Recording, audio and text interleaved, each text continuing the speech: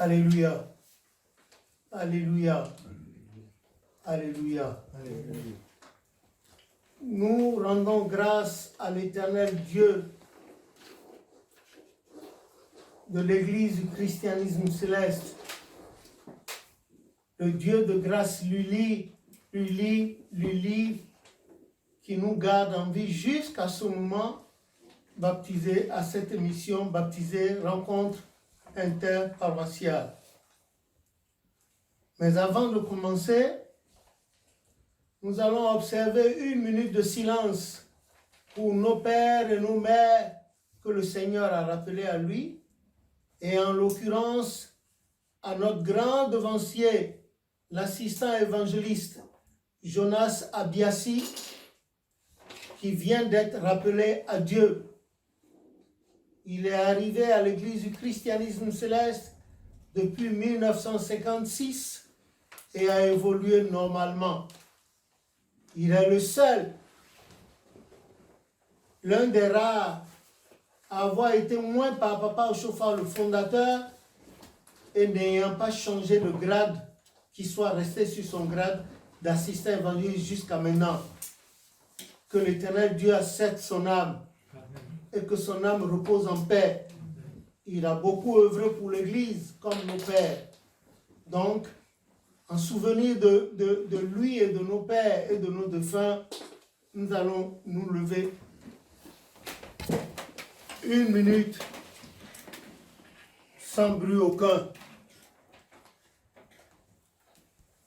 Pour tous et surtout lui.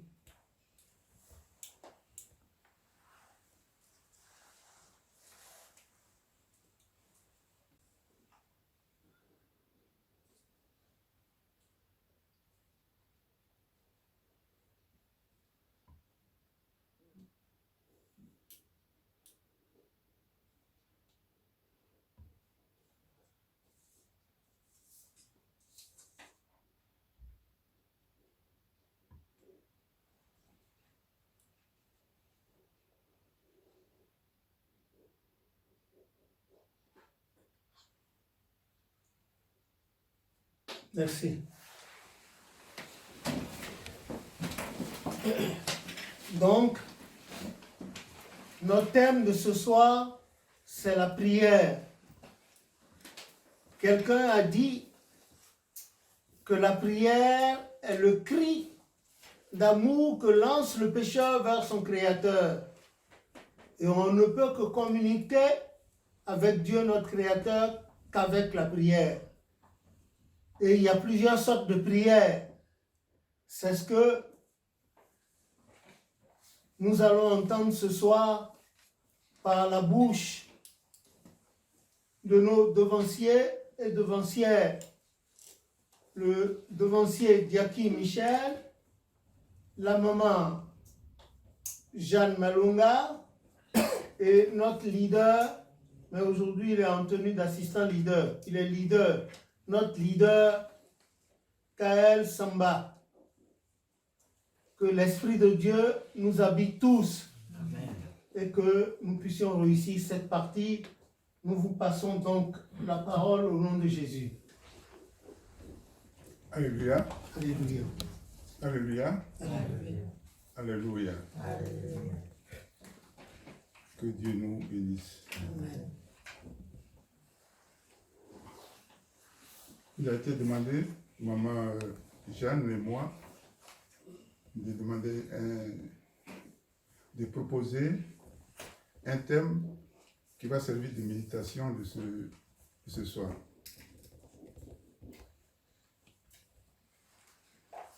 C'est moi qui ai donné le thème. Maman n'a pas... Et du coup, maman a accepté. Mais quand je suis allé à la maison, mes 2 bras, je n'arrivais pas à soulever parce que c'était trop lourd. J'ai vu que c'était pesant. Et j'ai appelé maman, elle dit, on va faire comment? Elle m'a dit, on va faire. Donc nous sommes là, ce soir, pour méditer sur l'expression prière, sinon le nom prière.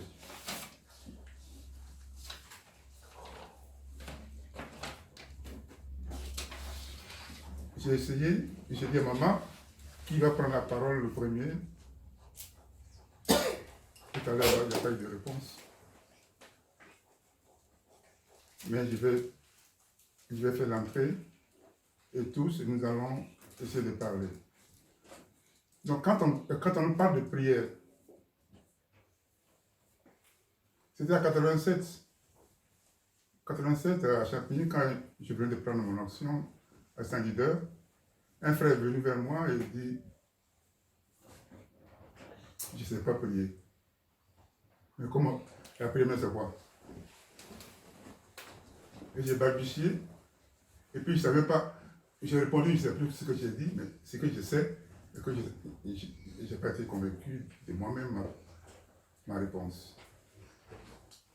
Et un frère, donc, un assistant leader, un vieux assistant leader qui s'appelait Dr. Daniel, et qui est venu à mon secours. Donc j'ai pensé à cela, nous allons essayer. Donc pour moi, nous allons parler de la prière. Et comme je l'ai dit d'emblée, c'est un sujet lourd, vaste. Je ne sais même pas si en une semaine on pourrait arriver. Donc la prière en général, c'est-à-dire pour ceux qui ont adhéré l'enseignement de Jésus et ceux qui pratiquent l'enseignement de Jésus, qu'on appelle les chrétiens en général.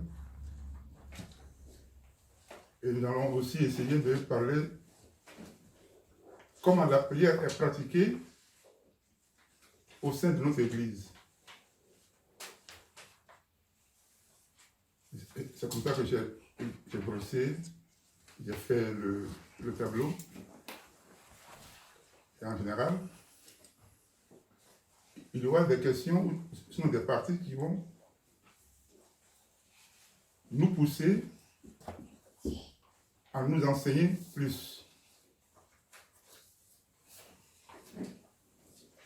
Pour moi, je passe la parole à la maman pour dire quelque chose, puis on va entrer dans le vif du sujet. Alléluia. Alléluia. Alléluia.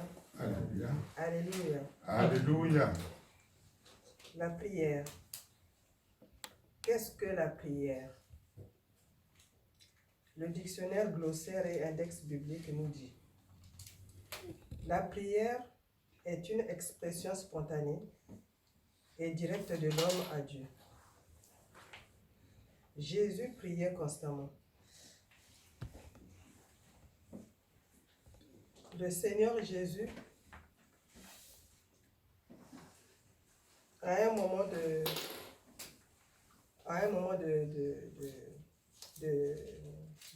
son ministère, il a fallu choisir les apôtres. C'est dans Luc, chapitre 6, verset 12. Donc le Seigneur Jésus avait prié toute la nuit et après ça, il avait choisi ses apôtres. Donc cette prière-là, je pense que, quand c'est une situation, je pense que ça doit être une demande qu'il avait fait à son Père. Donc suite à cette prière-là, de prier toute la nuit, il a pu faire le choix des 12 apôtres. La prière, Moïse était un homme de prière. Pour lui, à un moment donné, il a imploré le Seigneur, il a imploré Dieu, il implora l'Éternel, son Dieu, en faveur de son peuple. Ça, c'est dans Exode 32, versets 11 à 13. Donc, là, ça c'est la prière, une des prières d'imploration.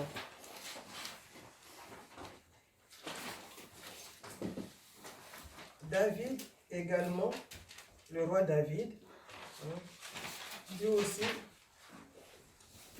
aussi priait. Pour lui, une de ses prières, c'est un cri. il poussa un cri à Dieu. C'est dans Psaume 28. Il cria à l'Éternel de l'écouter.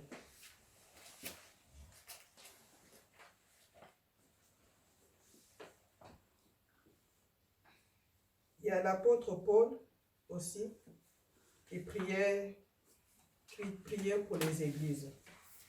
Pour chaque église, c'est dans Romains 1, versets 8 à 10. Donc pour l'église de Rome, pour les chrétiens de Rome, il avait rendu grâce à Dieu. Ça, c'est le remerciement, ce genre de prière de remerciement. Saint Paul apôtre donc rendait grâce à Dieu au sujet de la foi des chrétiens, les chrétiens de Rome, les chrétiens d'Éphèse, Éphésiens 1, versets 15 à 19. Et aussi également aux chrétiens de Colosse pour leur foi. C'est Colossiens 1, versets 9 à 11. Donc, toute situation, tout besoin, tout don de Dieu peut inspirer la prière.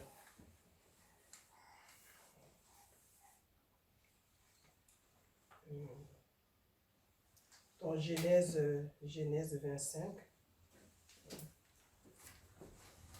Genèse 25, c'est une imploration. Genèse 25, verset 21. Isaac qui implore l'Éternel pour sa femme Rebecca qui était stérile. Donc, c'est une prière d'imploration. La prière, encore une fois, du roi David, lorsqu'il se repentit, le fait d'avoir fait tuer Uri le Héthien, ça c'est la prière de repentance.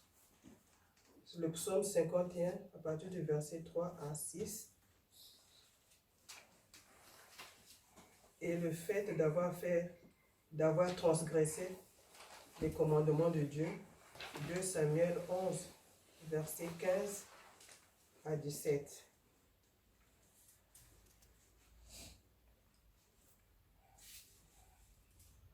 Il y a aussi Daniel.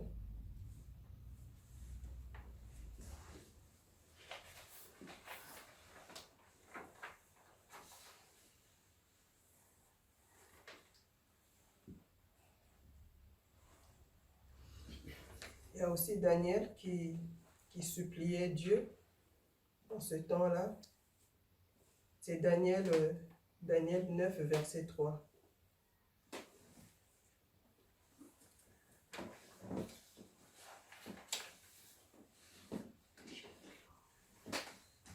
Dans Actes des Apôtres,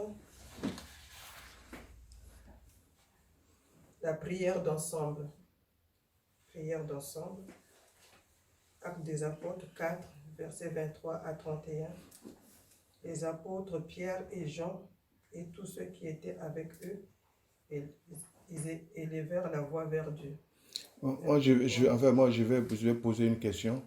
Bon, ça, c'est les prières que les gens ont fait dans la Bible.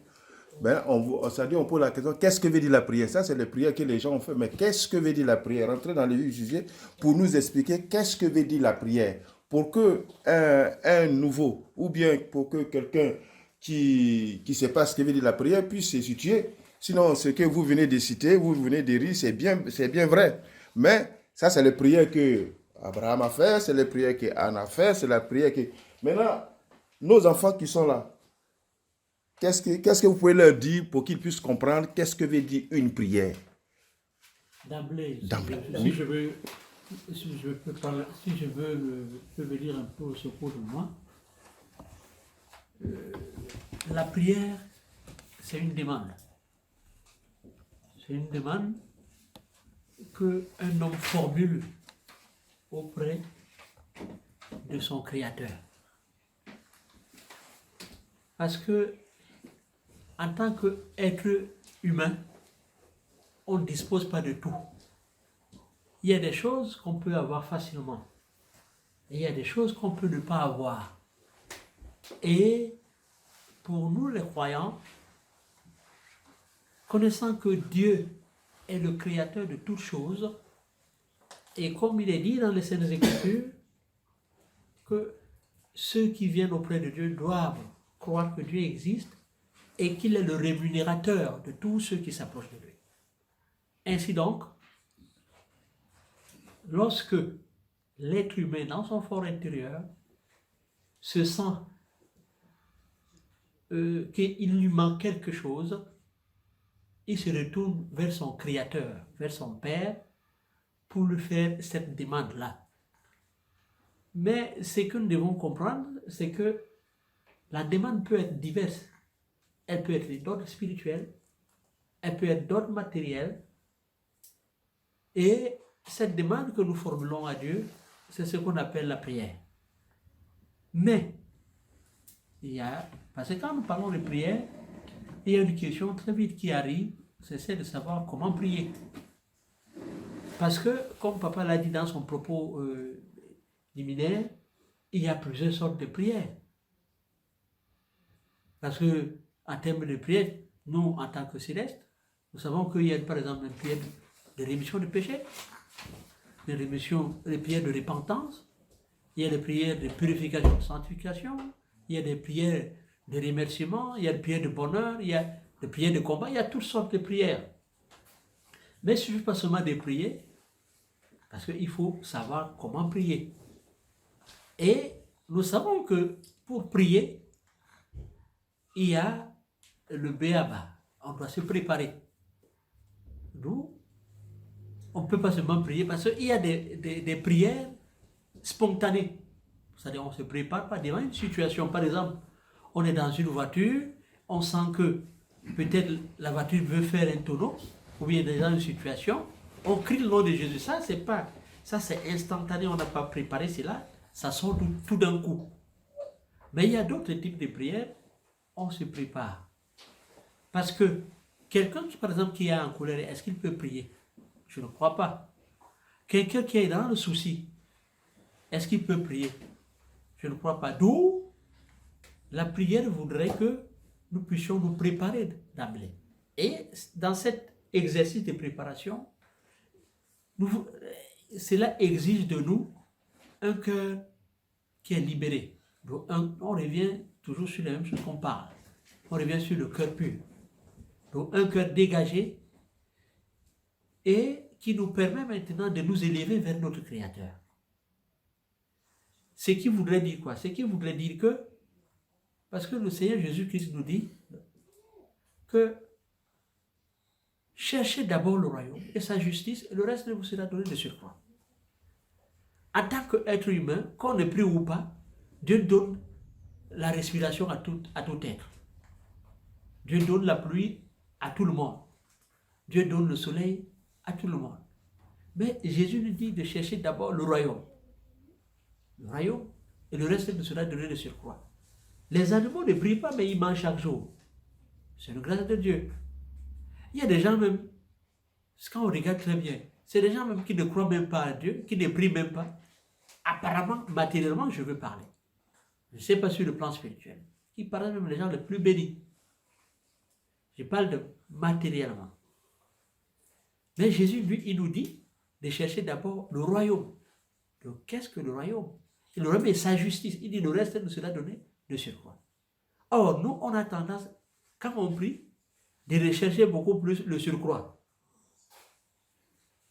Et quand nous partons dans Romains 8, 26, Dieu nous dit, par la parole de Paul, que nous ne savons pas prier.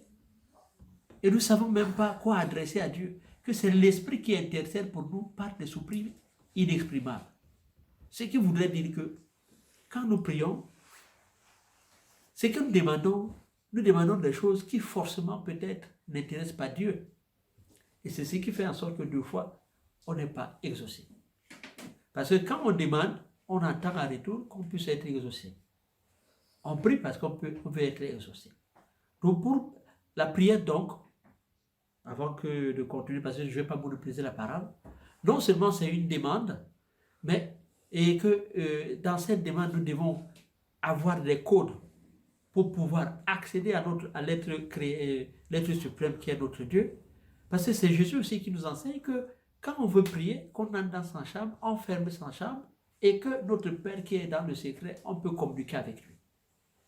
D'où ce qui voudrait dire que Dieu qui est au sein de notre cœur, nous devons communier avec ce Dieu-là en oubliant les choses du monde et en nous efforçant à être un avec ce Dieu-là pour communiquer avec lui.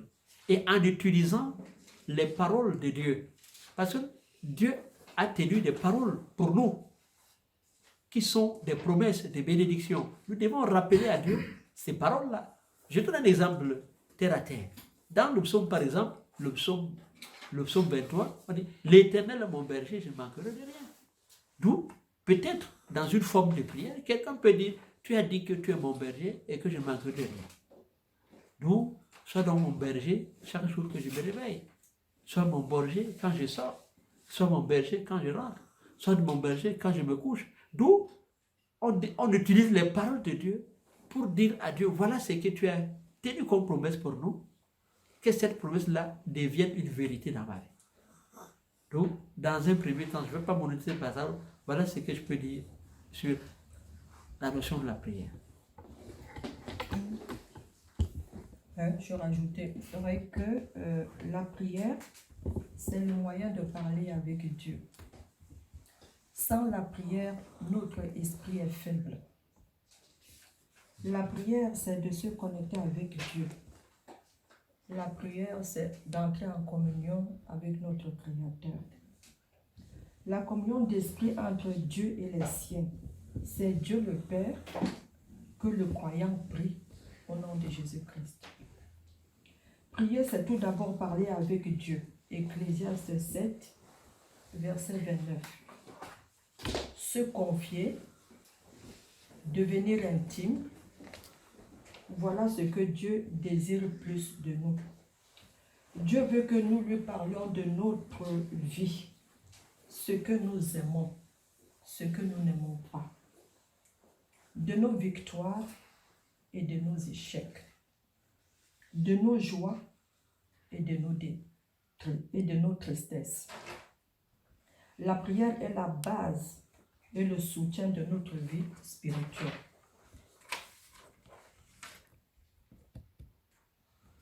Comme je disais tantôt, c'est parler ou dialoguer avec Dieu, venir vers lui avec des paroles sur nos lèvres, dans notre cœur ou dans nos pensées.